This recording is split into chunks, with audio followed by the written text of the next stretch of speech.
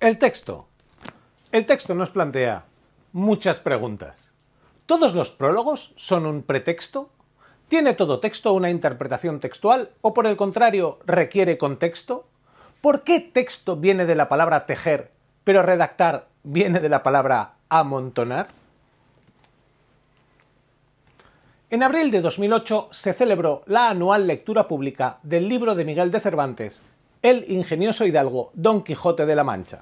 Allí, diferentes personalidades recitaban sucesivos capítulos en voz alta, completando el ritual del recitado de la novela más famosa escrita en castellano. Ese año, el encargado de leer el segundo capítulo fue el presidente del gobierno español, Mariano Rajoy. ¿Acaso a la puerta dos mujeres mozas, de estas que llaman del partido, las cuales iban a Sevilla con unos arrieros que en la venta aquella noche acertaron a hacer jornada? El rotativo del periódico relató el momento con estas líneas. El pasaje que le tocó en suerte no decepcionó. Estaban en la puerta dos mujeres mozas de esas que llaman del partido. El público estalló en carcajadas.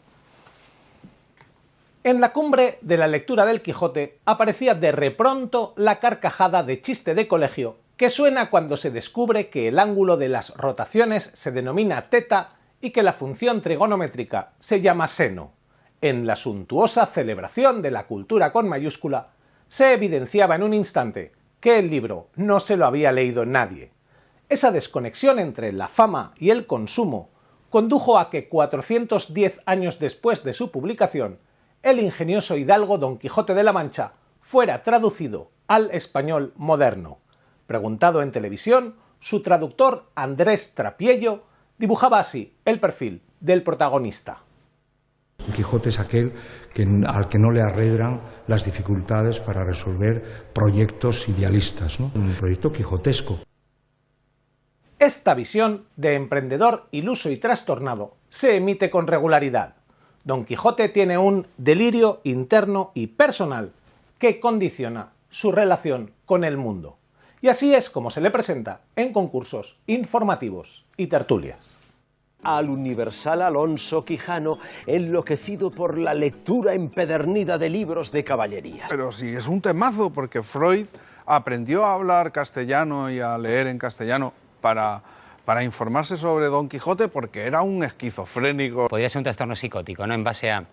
Hay una ideación delirante, ¿no? Pues esto no es una vacía, esto es el yelmo de Mambrino. Dígame una cosa, ¿cómo estaba Don Quijote? Más bien flaco. ¿Cómo que flaco, de Merucha, si estaba más loco que semáforo con Nipo el tío? Este resumen se ha simplificado progresivamente hasta esta versión que condensa el Quijote en 10 palabras. ¿Sabes de qué va Don Quijote? Sí, de un jambo que está fumado, loco, yo qué sé, y le dan venazos y ve ahí movidas raras. Ya lo ven, desde el traductor oficial hasta el transeúnte accidental, todos coinciden en ese delirio interno y personal, y en consecuencia, el Quijote es un jambo al que le dan venazos. Visto que el Quijote es un libro del que se habla mucho y bien, pero se lee poco y mal, y aprovechando la traducción del texto al español moderno, en el laboratorio hemos decidido actualizar, además del texto, también el resumen del Quijote, y en consecuencia, nos hemos preguntado: ¿qué representa, encarna, personifica y simboliza el ingenioso hidalgo Don Quijote de la Mancha? Para buscar alternativas al jambo al que le dan venazos, en el laboratorio hemos repasado enciclopedias, tratados, monografías, catálogos, compilaciones y series de dibujos animados, hasta encontrar una pista en una disciplina inesperada: la anatomía. En el siglo XVI, el inmediatamente anterior a la aparición del Quijote, se fundó la anatomía moderna por el puño y el bisturí del holandés Andries van Vessel, que sería conocido en todo el mundo con el nombre latinizado de Andrés Vesalio.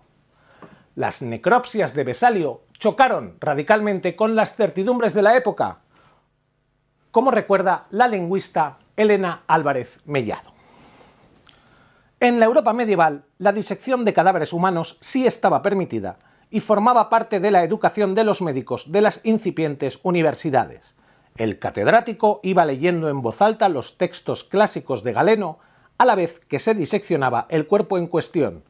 Cuando había un desacuerdo entre la anatomía del cadáver y el texto de Galeno, el catedrático proclamaba con solemnidad: «Se equivoca el cadáver, que no Galeno». Hubo que esperar al siglo XVI para que un joven estudiante, Vesalio, cuestionase el método de estudio de la anatomía humana vigente en aquel momento. Vesalio empezó a diseccionar cadáveres humanos sin tener en cuenta los textos canónicos y elaboró nuevas descripciones basadas exclusivamente en su experiencia. Su tratado de anatomía, De Humani Corporis Fabrica, revolucionó el estudio de la anatomía porque en él anteponía la observación a la veneración por las fuentes clásicas. Efectivamente, en el mundo en el que creció Vesalio y en el de incontables generaciones anteriores, las fuentes clásicas contenían mayor certeza que el mundo real que les rodeaba. No se permitía a nadie cuestionar el principio de autoridad asignado a los textos de Aristóteles, Hipócrates y Ptolomeo. El libro de Galeno, que se había confeccionado en su mayor parte realizando autopsias a simios, atesoraba más certeza sobre el cuerpo humano que el propio cuerpo humano. La frase «se equivoca el cadáver, que no Galeno» condensa la convicción de aquella época. El mundo se equivoca y el libro contiene la verdad. La presunción que le asigna la verdad al libro sin cuestionar una sola de sus líneas no desapareció con Vesalio y ha seguido vigente siglos después. Vamos a hablar de la Biblia. ¿Cuál es el lenguaje, podríamos decir? La Iglesia Católica en estos 500 años ha ido un poco a remolque. En el Concilio Vaticano II se aprobó uno de los documentos fundamentales, Dei Verbum, la Constitución Dei Verbum, que es hoy la carta magna de cómo la Iglesia Católica entiende la Sagrada Escritura. Se da otro sentido de cómo la Iglesia entiende la palabra. No es una palabra anquilosada, una palabra traída del pasado, sino que es la palabra dinámica. Durante siglos, la Biblia se consideró el manual de instrucciones del mundo, que decía cómo se habían formado las montañas, los lagos y los bosques. Después de descubrir un continente tras el confín del mar, se hizo evidente que el manual no era tan exacto y, en consecuencia, que el redactor todopoderoso no lo era tanto.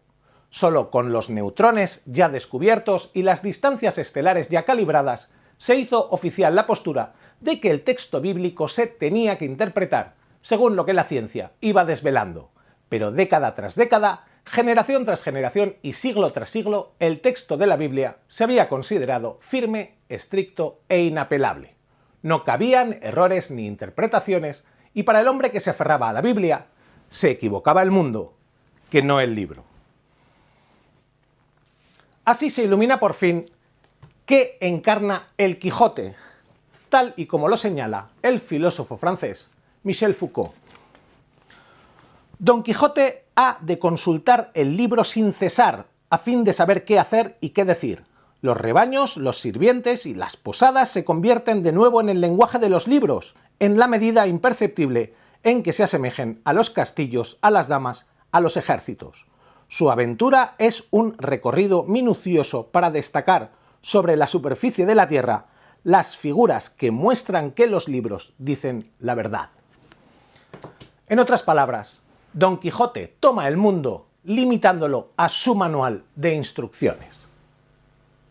Cuando en campo de Criptana Sancho Panza le señala que lo que tiene delante son molinos, Don Quijote advierte que en su texto guía por molinos no le viene nada y los identifica con lo que más se aproxima, es decir, decreta que son gigantes. Don Quijote encomienda su vida a una prodigiosa Dulcinea que nadie puede ver y se enroca en su sagrada escritura.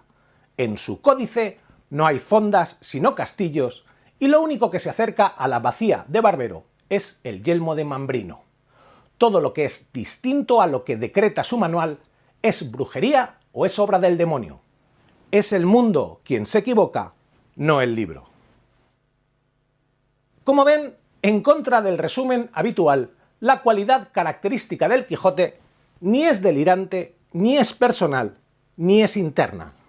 Don Quijote consagra su vida a las directrices de su texto sagrado, profesando amor a un ser que nadie ve y que todos le dicen que no existe. Don Quijote no es el último loco ni es el último romántico. Don Quijote es el último sacerdote. Por eso Cervantes subrayó la ironía en el segundo libro del Quijote, donde los personajes que rodean al protagonista han leído el primer volumen.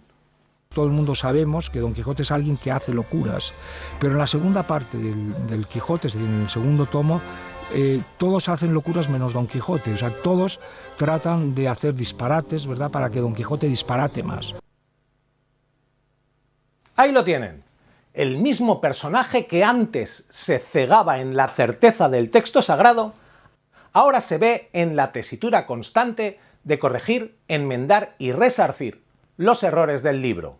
Denuncia las falsificaciones, recrimina las continuaciones apócrifas y condena los detalles omitidos del libro original. Igual que el mundo renegaba de su manual de instrucciones, ahora Don Quijote impugnaba las impurezas del suyo. En el laboratorio celebramos que se sigan multiplicando las ediciones del Quijote, pero lamentamos que siga siendo un libro que se abandona al poco de iniciar su lectura.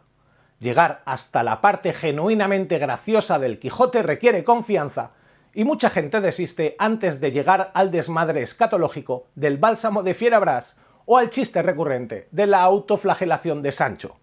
Cervantes logró ver su época con agudeza y conformó una denuncia en un libro de humor que no se agota nunca. Es de recibo que no nos quedemos con que era un jambo al que le daban venazos.